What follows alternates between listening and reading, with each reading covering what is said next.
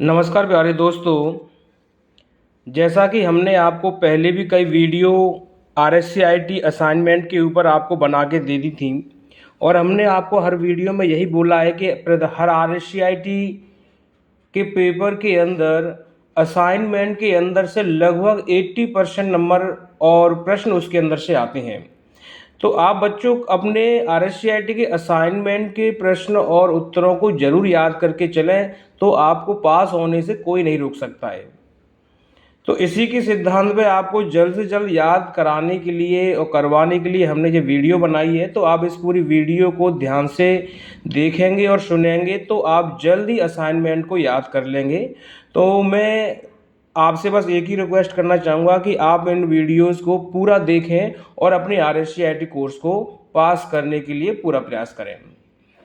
तो आइए शुरुआत करते हैं। हमारा 5वें नंबर का असाइनमेंट है वित्तीय साक्षरता एवं डिजिटल भुगतान।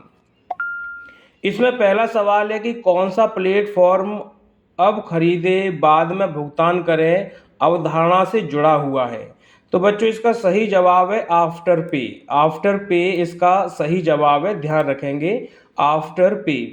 सवाल नंबर 2 है मोबाइल भुगतान में टोकनाइजेशन शब्द का क्या अर्थ है। बच्चों इसमें टोकनाइजेशन का सही अर्थ होता है कि क्रेडिट कार्ड के वर्चुअल प्रेजेंटेशन बनाना। तो इसका सही जवाब है। अगला सवाल है 3 नंबर का कि किस डिजिटल भुगतान विधि में लेन देन के लिए QR कोड को स्कैन करना होता है। तो QR कोड से किसी को भुगतान करने के लिए QR कोड को स्कैन किया जाता है। तो सही जवाब है दाम। अगला सवाल है 4 नंबर का सवाल है मोबाइल भुगतान के संदर्भ में संपर्क रहित भुगतान शब्द का क्या अर्थ है। तो इसका सही जवाब है कि भुगतान टर्मिनल के साथ भौतिक संपर्क के बिना करना हमारा संपर्क रहित भुगतान करने का मतलब निकलता है।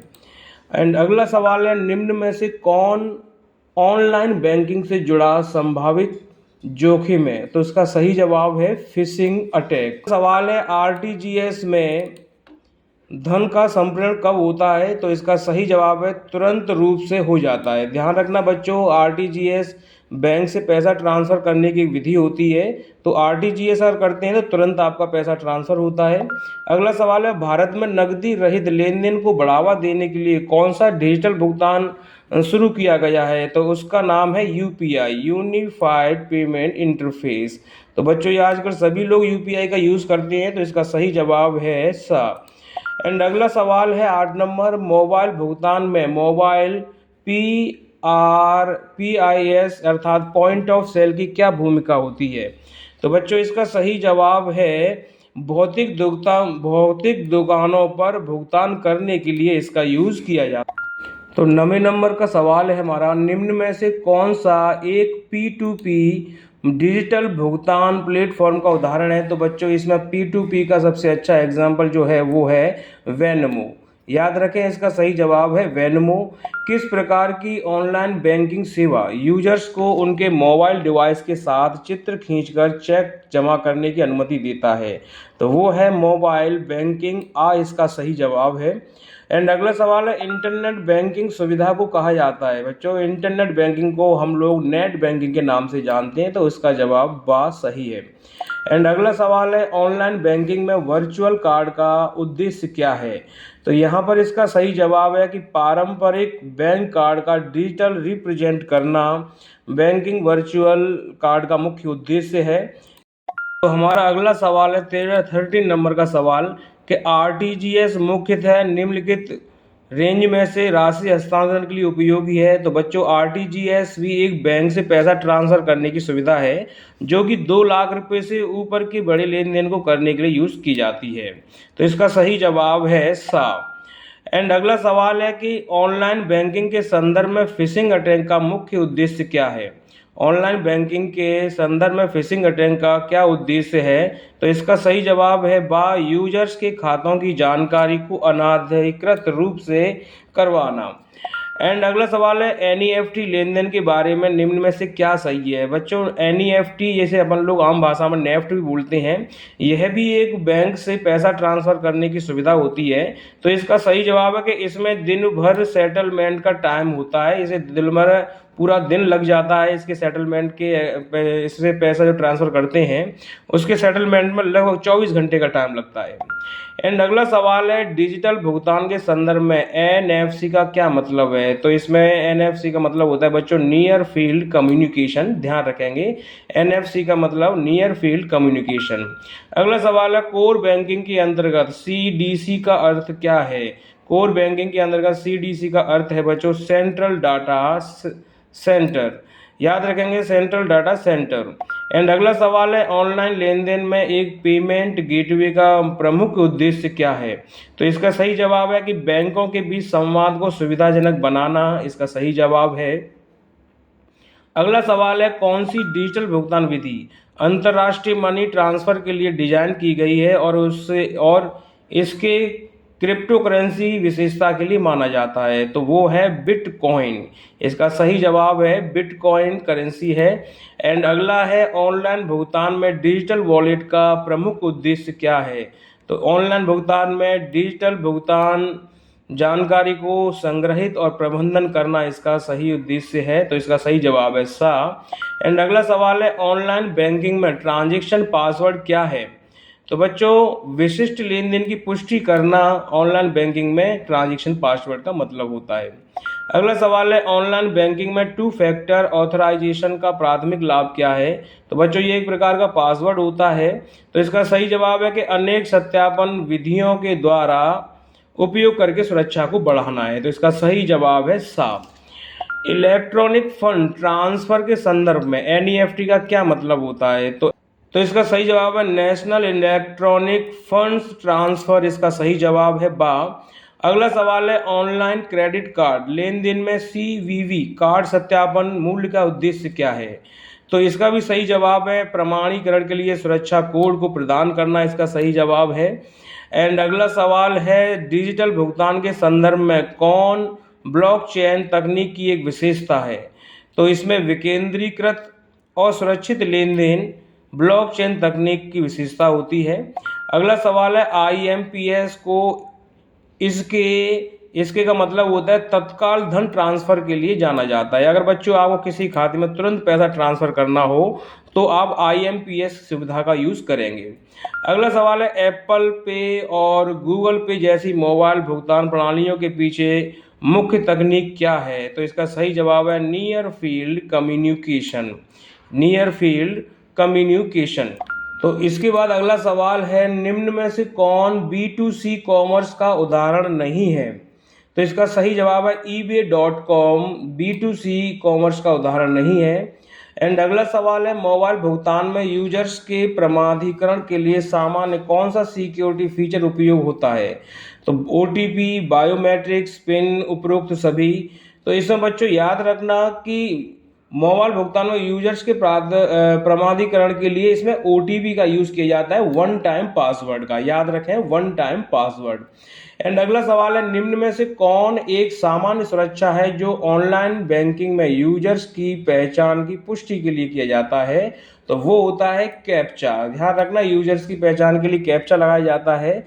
आपने देखा भी होगा कि कई बार ऑनलाइन जब किसी काम को करते हैं तो कैप्चा आता है तो उसमें पूछता है कि कार को सिलेक्शन कीजिए, मोटरसाइकिल को सेलेक्ट कीजिए, तो वो कैप्चा कोडिंग होती है। एंड अगला सवाल है आईएमपीएस का अक्सर उपयोग किसके लिए होता है।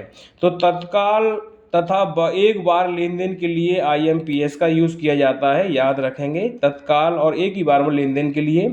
अगला सवाल है सुरक्षित ऑनलाइन बैंकिंग कनेक्शन के संदर्भ में एसएसएल या टीएलएस का क्या मतलब होता है। तो यहाँ बच्चों एसएसएल का मतलब होता है secure socket layer transport layer security, याद रखेंगे इसका सही जवाब है आ।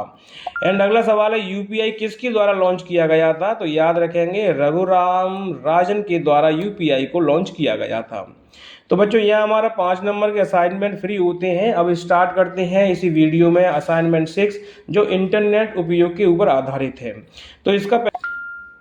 तो पहला सवाल है कि ई कॉमर्स का वह आयाम जो राष्ट्रीय सीमाओं के पार वाणिज्य को सक्षम बनाता है उसे कहा जाता है। तो सही जवाब है विश्वव्यापी सूचना, याद रखेंगे विश्वव्यापी सूचना इसका सही जवाब है। तो बच्चों इसका ध्यान जरूर रखें क्योंकि ये सवाल अक्सर कर आते हैं तो आपको इनको याद रखना पड़ेगा। एंड अगला सवाल है EDI का मतलब क्या है? तो बच्चों इसका सही जवाब है इलेक्ट्रॉनिक डाटा इंटरचेंज, इसका सही जवाब है।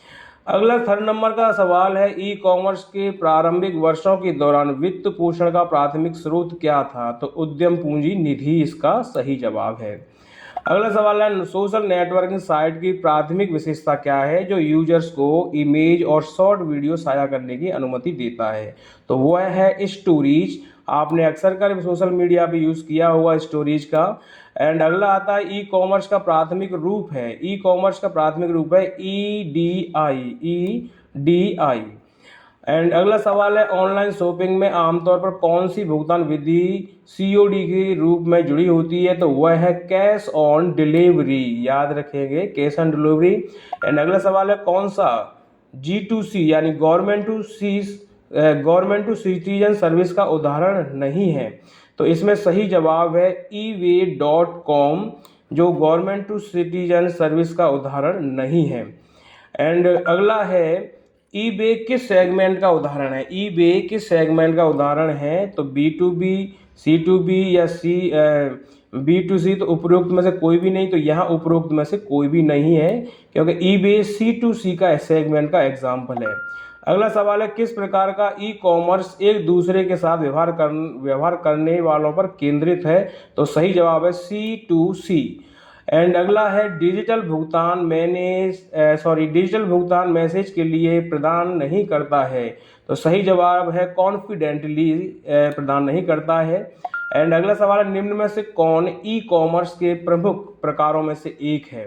तो ई कॉमर्स के प्रमुख प्रकारों में सबसे प्रमुख प्रकार है वो है C2B, इसमें सबसे मुख्य प्रकार है इसका। एंड अगला सवाल है सोशल मीडिया प्लेटफॉर्म पर लाइक या हार्ट बटन का उद्देश्य क्या है? तो अनुमोदन और प्रशंसा व्यक्त करना सोशल मीडिया पर हार्ट बटन का मुख्य उद्देश्य है। सवाल नंबर 13 कौन सी सोशल नेटवर्किंग साइट मूल रूप से कॉलेज के छात्रों के लिए डिजाइन की गई थी लेकिन बाद में इसे सामान्य जनता के लिए विस्तारित किया गया? तो बच्चों वो है फेसबुक। एंड अगला सवाल है कि डिजिटल हस्ताक्षर, अब इसके बाद 4 ऑप्शन दिए हैं तो इन 4 ऑप्शनों में सही ऑप्शन जो है वो है केवल सरेंडर के लिए विशिष्ट रूप से टाइप करके। एंड अगला सवाल है कौन सी सोशल नेटवर्किंग साइट पोस्ट में अपनी वर्ण सीमा है? तो बच्चों सब लोग जानते हैं वो है ट्विटर। एंड अगला सवाल है सोशल मीडिया प्लेटफॉर्म पर हैशटैग शब्द क्या दर्शाता है? तो कंटेंट्स का वर्गीकरण दर्शाता है बच्चों, सब लोग अच्छी तरीके से जानते होंगे। एंड सोशल नेटवर्किंग साइट का प्राथमिक उद्देश्य क्या है? तो सोशल नेटवर्किंग साइट का प्राथमिक उद्देश्य है दूसरों के साथ जुड़ना और बातचीत करना। एंड सवाल नंबर 18 है EDI आवश्यक है? तो याद रखना EDI जो आवश्यक है वो eBay.com के लिए जरूरी है, तो याद रखेंगे इसको। Digital product B2C e commerce के लिए सबसे उपयुक्त है क्योंकि वे देखो बड़े पैमाने पर अनुकूलित और व्यक्तिगत किया जाता है, खरीद के समय वितरित किए जा सकते हैं, वस्तु जैसे प्रोडक्ट हैं, तो इसलिए इसका सही जवाब है उपरोक्त सभी। एंड अगला सवाल है 20 नंबर निम्न में से कौन सा एक लोकप्रिय ऑनलाइन बाजार है जहां व्यक्ति और व्यवसाय उत्पाद बेचे जाते हैं या बेचे जा सकते हैं? तो वो है बच्चों eBay.com, याद रखेंगे eBay.com। डिजिटल हस्ताक्षर क्या है? तो याद रखना एनक्रिप्ट की गई जानकारी डिजिटल हस्ताक्षर होती हैं। एंड अगला सवाल है निम्न में कौन सा B2C कॉमर्स का उदाहरण नहीं है? तो eBay.com जो कि B2C का एग्जाम्पल नहीं है क्योंकि ये C2C का एग्जाम्पल है। अगला सवाल है डिजिटल भुगतान डिजिटल हस्ताक्षर का उपयोग किया जाता है? तो इसमें 4 ऑप्शन है, 4 ऑप्शनों में सही जवाब है कि यह सुनिश्चित करता है कि इलेक्ट्रॉनिक डॉक्यूमेंट प्रमाणित है। तो इसका सही जवाब है यह सुनिश्चित करता है कि इलेक्ट्रॉनिक डॉक्यूमेंट प्रमाणित है। अगला सवाल है कौन सी social networking site professional photo visual content share करने और खोजने पर केंद्रित होती है? तो वो है पिंटरेस्ट बच्चों। यहाँ पर विदाउट कॉपीराइट के और बिना किसी परेशानी के आप कोई भी फोटो, कोई मूवी क्लब आदि डाउनलोड करके अपने किसी भी सोशल साइट पर लगा सकते हैं, उस पर कोई भी कॉपीराइट नहीं आता है। अगला सवाल है निम्न में से कौन सी नेटवर्किंग साइट व्यावसायिक नेटवर्किंग और नौकरी सर्च करने के लिए प्रयोग की जाती है? तो वह है बच्चों लिंक्डइन। याद रखना लिंक्डइन पर हम लोग नौकरियां तलाशते हैं। अगला है EDI आवश्यक है? तो सही जवाब है C2C के कॉमर्स के लिए EDI आवश्यक है। अगला सवाल है, किसी online shopping site e commerce पर शॉपिंग कार्ट का प्राथमिक उद्देश्य क्या है? तो शॉपिंग कार्ट का जो प्राथमिक उद्देश्य है वो है खरीद के लिए चयनित वस्तुओं का स्टोरेज करना। तो आपने देखा होगा कि हर कॉमर्शियल वेबसाइट पर एक स्टोरेज के लिए आता है जिसके अंदर कार्ड भी होता है, तो वहाँ आप जैसे क्लिक करते जाएंगे तो हमारे खरीदी जाने वाली वस्तु एक ही जगह कलेक्ट होकर लग सकती है। तो बच्चों, आज की इस वीडियो में मैंने आपको 2 असाइनमेंट कंप्लीट कराए हैं और इस वीडियो को पूरा देखेंगे तो ये असाइनमेंट आपको एक बार में या 2 बार में आराम से याद हो जाएगा।